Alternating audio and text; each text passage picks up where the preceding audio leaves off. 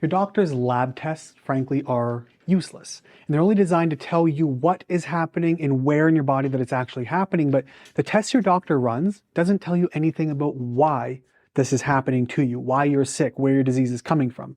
It's a what and a where, never a why. If you want to actually get better, we need the why. And so I'm going to show you 3 different tests that your doctor should be running that, frankly, they never will. It's not even in their toolbox. I'm going to show you what these tests can do for you, how you can actually get them ordered for yourself, and how they can help you ultimately identify the root cause of your gut issues. Contrary to what your doctors told you, Crohn's and colitis are reversible. Now, I've helped hundreds of people reverse their bowel disease, and I'm here to help you do it too, because inflammation always has a root cause. We just have to find it. This is the Reversing Crohn's and Colitis Naturally podcast. Now, I do these live trainings in my Facebook group every single week and put the audios here for you to listen to. If you want to watch the video versions of these episodes, just click the link in the show notes to get access to our Facebook group and YouTube channel. And for weekly updates, information, tips, and tricks, you can sign up for our email list by clicking the link in the show notes below. Now, if you don't know me, my name is Josh Deck. I'm a Crohn's colitis specialist and physician's consultant for complex gut diseases like IBS, Crohn's, and colitis. And I do these videos so you can learn to heal your gut naturally. Because contrary to what your doctor has probably told you, you can heal your gut. It's not genetic and it's not random. So here's what we're going to talk about today. Doctors' labs, they're not useless, like I maybe have said, but they are fairly useless in the grand scheme of things. Here's the thing. They test very basic things. So your doctor's labs, like I said, they're doing the what and they're doing the where. So they might do something like when they're going into your blood. They'll typically do things what's called a CBC, or a complete blood count. So checking out your red cells and your white cells and all that stuff. They might even do something called a metabolic panel. Now, a metabolic panel is going to show things like electrolytes and all kinds of goodies inside of your body. Helpful, sort of, but think about blood work because it's a snapshot in time. And the problem with your doctor's blood work is they're getting a machine, literally running it into a machine to spit it out as quick as they can, which says, hey, you're within this range, you're normal. Here's the problem with your doctor's blood. Not only are they checking very basic stuff, maybe they'll check liver enzymes and whatever else, but they're looking in what's called a reference range. Now, the problem with a reference range is they put you in this box of high-low. For example, here's a laughable one. Men for testosterone here in Alberta, where I live, it's anywhere from 9 to 29. 9 to 29. That's a huge gap for testosterone. And this range covers 18 to 65 years old. So if you're 18 with a testosterone of 9, and that's standard for a 65-year-old man, they'll look at this literally, I'm not kidding, they'll say, well, it's on the low end, but you're normal, you're within range. Problem with the ranges your doctors are using is we know, based on the data, up to 92% of the entire population is metabolically unhealthy, which means their blood is not good. They're all sick. But they take the sample size, this population, and go, okay, well, out of the million people we have, here's the high and here's the low on average for standard deviation, blah, blah, blah. Here's the range we're using. Above that or below that, we have a problem. But if 92% of the population is sick, and that means that 92% of the samples they have are sick, therefore the data is wrong, and you're being compared to a normal of sick, not optimal. And so your doctors are just simply looking at, is it high or low? Is it red or is it green? That's all we need to know, otherwise you're fine. If it's high or it's low, here's a med. And they're managing it. Even the stool tests that they use are going to be very basic. They're checking for basic pathogens. They're looking for Shigella, E. coli, Salmonella, Varicella. They might check for some parasites with like a 1% accuracy, right? They'll check for calprotectin, which in stool, calprotectin is simply a byproduct of white blood cells. In fact, you have 5 different types of white blood cells, and there's one in particular called neutrophils. And these are very active in the world of IBD, so Crohn's colitis. Even some IBS can have this. But you have these neutrophils that are active. They produce byproducts. And these byproducts are called calprotectin. It's kind of like if you had a bunch of cars sitting in a parking lot and you measured the exhaust in the air, you get an idea of how many cars are actually in that parking lot without having to count. Same thing with calprotectin. Neutrophils, as a result of them being in the area, being active, the exhaust they produce is a protein called calprotectin. So they measure that and say, okay, here's how much activity, therefore your inflammation level, and that's sort of what they look to do. But this is the bare bones, most basic of data between blood work, which is inaccurate 92% of the time, between stool, which is just checking for active pathogens, so things that could immediately kill you like C. diff or something else, and they wash their hands of it. They give you a medication to manage your symptom. This is not the way to do healthcare. This is, by definition, sick care, because you're only managing sickness. You're not actually looking for root causes to heal the disease. So I'm going to take you through 3 different tests that your doctor will never run, but you can ask myself or any functional clinician who understands these things to give you these labs. I'm going to give you 3 very simple ones. The tests are amazing, but the list is simple. So the first one is called an OAT. That stands for OAT, that's organic acid test. An organic acid test is something that my favorite one comes from, it's formerly Great Plains Labs. It's now called Mosaic Diagnostics. And I order them for a lot of my clients. They give us 76 different markers. And they're going to help us measure things like bacterial overgrowth. Now again, we can't say it's a urine test. So we're not getting your entire gut microbiome.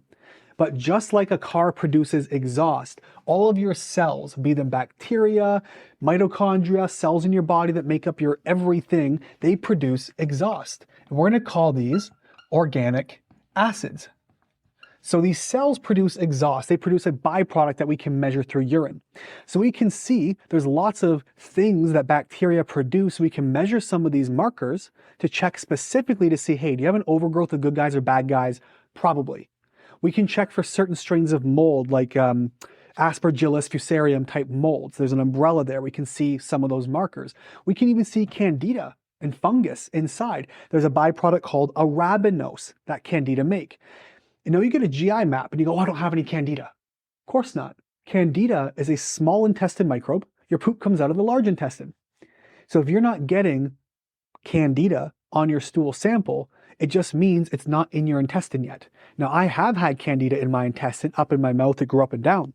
It was super severe. That's when I got lucky and tested it. But you can test negative on a stool, but still have it very high on this organic acid. So if fungus is inflaming you, which is very common, it's a problem. This organic acid test also gives us markers for things like cellular health.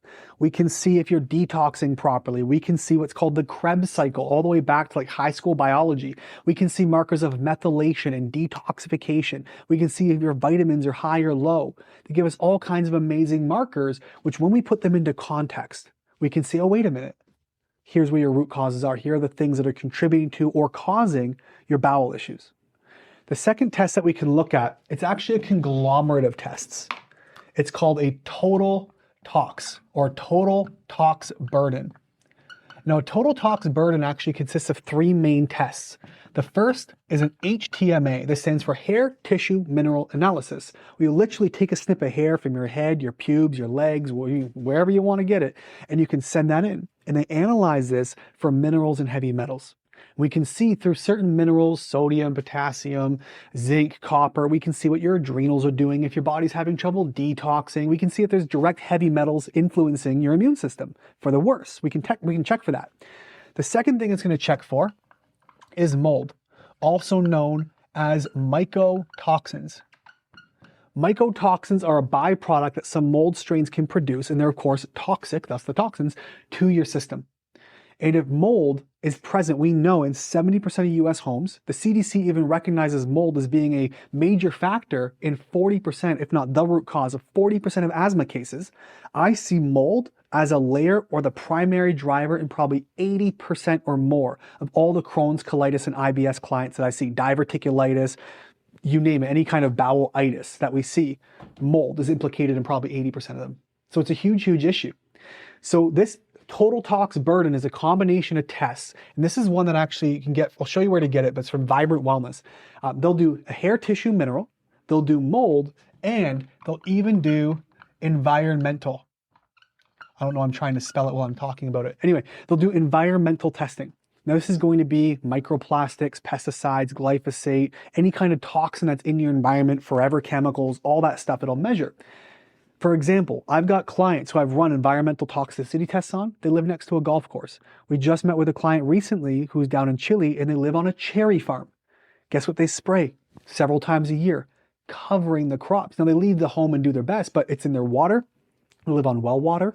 It's in their trees, it's in their air, it's in their home, it's in their clothes, it's everywhere. And so these toxins are going to show up high on these types of tests.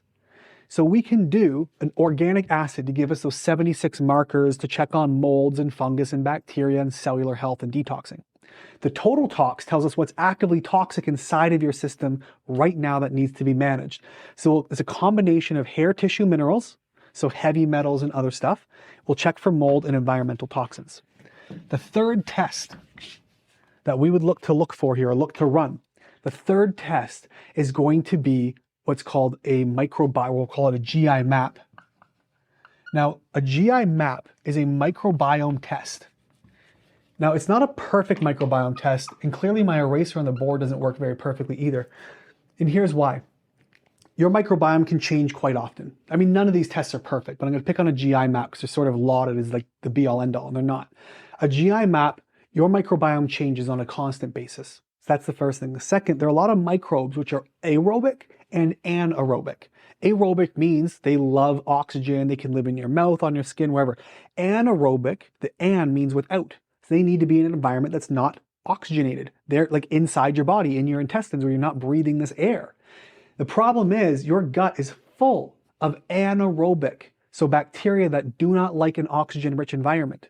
And when you pass them into a tray to scoop up and put into the kit to send to the lab, they get exposed to oxygen, a lot of them can die. So it's not a super accurate test in that regard. Plus your microbiome changes. If we're looking for certain things in a GI map, we can see good guys and bad guys. We can see fungus, we can see parasites, we can see inflammatory markers, leaky gut markers, gluten sensitivities, all kinds of cool stuff. I can see if you're digesting fats very well, if your pancreas is underperforming. All that can be visible in a GI map that's comprehensive. Not all parasites live in the bowel. So even though they can test for them, we don't always get them even if they're there. So none of these tests are perfect, but they are amazing. The microbiome as well, keep in mind, I did a talk on this recently. Your gut microbiome, that's the ecosystem of bacteria. It's 3 to 5 pounds. In a guy my size, I'm 5'9", 180 pounds. 3 to 5 pounds of me is just bacteria living inside of my gut, which is kind of disgusting. But what happens, it's a self-regulating ecosystem. That means it polices itself. If I feed it well, I go outside, I exercise, I do basic things like that, my microbiome will manage itself. Easy breezy, right? The problem is, my gut microbiome gets messed up. I'm doing a GI map. Again, it's telling me what is happening, where it's happening. So dysbiosis, we call it, and it's in my gut. Doesn't tell me why. So what I need to do is take this in context. I'm not going to say get a stool sample every single time. I rarely test them right away for my clients in very rare circumstances because something upstream caused the issue. Something upstream from stress to toxins to mold to fungus to something else started to overgrow. Even fungus is a byproduct of the microbiome, right? Being inflamed, which allows fungus to overgrow. So something starts at the top, and the downstream effect is a disrupted, dysregulated gut microbiome. So if you're even looking to do a GI map, it might be a waste of money right now because you're looking at the what and the where, but not the why. So here's how these work. And my eraser, I think, has suddenly stopped working. So thank you, Amazon, but that's okay. Yep, I'm just making it worse. Okay. So anyway, here's what we're going to look for. When we're dealing with the context of how they help you identify your root causes, we need to combine them with a few things. So we have to look, number one, your history, or we'll also call it your story. So this gentleman who's living on a cherry farm, he was healthy, one day he wasn't. So we have to look at when the first time was. Was it when they started spraying, when they moved to the farm? Has he been there his entire life? Was there a stressful event? Was there a medical emergency, a use of antibiotics? Was he breastfed? Was he bottle fed? All these things make a difference. Did he have ear infections growing up? Could be mold. There's lots of things we have to look at that can lead to the illness you're having now. When we combine these with the story of how you got to where you are, landmarking every major milestone, right from when you started puberty to when you had your first food poisoning to when you had your first and last antibiotic, how many doses, your whole story, where you lived, what environments you were you near a golf course, in a moldy home, were you in a stressful environment, were you in the military across overseas, were you in a stressful marriage, what was happening that led your body progressively to get ill. And then we can decide, do we want to run a total tox? Maybe just one of those tests in the 3? Do we want to run the organic acid to say, okay, let's look at the markers now. Am I looking for mold? I might run an organic acid for somebody who's not in a moldy environment because we're assessing the cellular damage on the inside. because mold disrupts cells and it disrupts what's called mitochondria. These are like the battery pack of the cell. There's thousands of them for every cell. They make all of your energy. And if I'm measuring the residual damage from the mold, it can tell me what's going on and what we need to look at. If your bacteria is overgrown, I can see Clostridia, which can be nasty. We can see C. diff, which can kill you. We can see all these things inside these tests. So we have to look at your symptoms or your history and your story, spoiler alert, then we're going to compare with your symptoms. Do your symptoms and your history indicate the need to get one of these lab tests done? If they do, order up, let's get it done.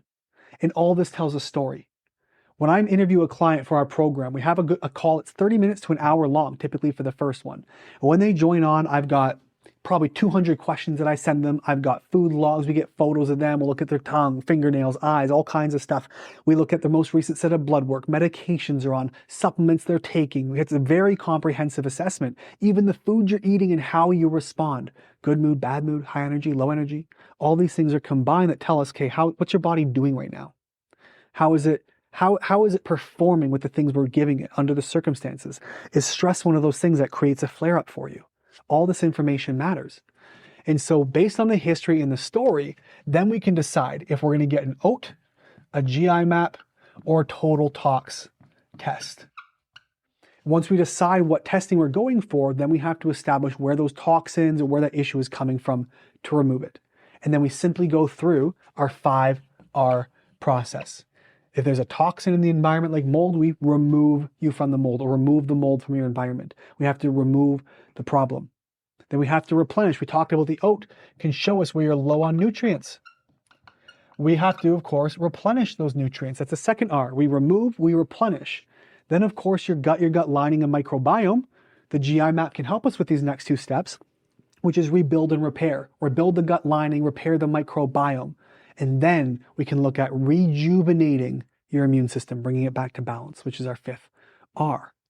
So here's how you can get some testing done. There's a few ways to do this. Now, typically you do need a practitioner. Some places make them available to the public, and there are a few places available like that have been authorized by practitioners. You can just do it. Two things. If you're working with me or another clinician in a program, not all clinicians do these tests for free. Like, you have to pay the lab cost. So an organic acid, for example, they just raised their prices. It's $345, and that comes from Mosaic Diagnostics. Now, you have to be either a physician or a nurse practitioner. I got an account there because I consult for doctors. They gave me one to order for clients and patients. But the OAT is $345. Now, if you were to go to order from a third-party website, you're paying an upcharge of anywhere from probably 20 to even 40%. I've seen much higher. Some clinicians will buy it for $345 and sell it back to you for $700. I've seen that too. Now, the benefit of working with certain practitioners, like my clients will pay the base cost, the $345. You pay the lab directly. We don't take a cent or add a cent onto it. You're spending enough on your health and supplements in your life, right? So that's what we do. But there are third-party tests that will give you some of those options. If we look at the total tox, this one's really neat. I know Vibrant Wellness, who I get these ones from, they do have a bundle. They often will bundle things to save you some money. So if you're to do a mold test, it can be $300 to $400. Hair tissue, another $130. Environmental, another $200. They actually bundle these for something like $500, I believe. And then if you add the GI map, now I'm not a rep for Vibrant Wellness. I just use them for my clients. They have extremely sensitive equipment to have very high accuracies in their testing. But a GI map can also be another $500. But what they do is they'll actually bundle those together. I had a client just order some yesterday. She got her total tox and GI map. Instead of spending like $1,200, they bundled them. After everything was said and done, she spent something like $730 for the bundle.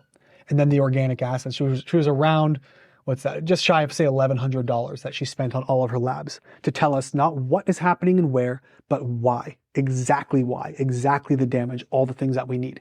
Now, $1,100 can feel like a lot of money. Here's the good news, 90+% of our clients don't actually need any testing at all, at least not right up front, because your story and your history tells us enough. But if you are looking for tests and you are looking to try to, be a lone ranger on this thing, I don't always advise it. Obviously, I'm biased. This is what I do. I've seen people spend tens of thousands of dollars on testing and get nowhere because they haven't had the direction. But if you're well educated and have this down, you spent years doing it, and you're a practitioner yourself, go for it. These tests can be really cheap and affordable. And that's where you can get them from. So you can order them through a practitioner, or Again, you can pay an upcharge of some, and this helps cover their fees and their expenses to host websites and stuff. But there's a really great doctor, an osteopath I actually had on my podcast, who I really quite like, a lot of respect for. He's an absolutely brilliant clinician. His name is Dr. Kurt Wohler. And you can check him out on our podcast. We actually talked a bit about labs. That's Kurt Wohler, Woeller. I forget which episode, but you can check it out on the Reversible podcast. He does have a website you can go and order from on your own without anybody. It's called labtestsplus.com. And you can go on, you'll pay the upcharge for them, right? It's not like you're working with me directly, but it's a great place to get labs if you want to cut the middleman out. Of course, our clients get them for the base cost, but that's all part of working with us. There's other expense there anyway. So you kind of got to pick your battles and see what you're looking for and weigh out the best one for you. This is where we get labs from. If you're ready for help and you want to get some labs done, you want to get these read, build your history, build your story, I'm going to show you exactly how you can get a hold of us. Just check the links below on this video or this podcast episode. There's a link there where you can directly book a call or send me an email. My email's there as well. Very easy to reach me. You can reach me personally. That's josh@gutsolution.ca. And you can get some help that way. Thank you so much for being here. See you next time. One of my favorite things to hear as an IBD specialist is something along the lines of, I learned more from you in 15 minutes than from my doctor in 15 years. And if this for the first time is really starting to click and it's starting to make sense, and you're going, wait a minute, this might be reversible. I think there's more that I can do. This condition came out of nowhere. It happened to me out of the blue. I was healthy for 10, 20, 30, 40 years and suddenly I wasn't, and you're telling me there's no cause. If you're understanding finally that there is a cause, that something is driving this, I want to invite you to check the link in the show notes below. Send me an email, ask a question, see if a program is a right fit for you, because I promise you, this doesn't have to be a lifelong sentence. You're not doomed to this, and IBD can be reversed.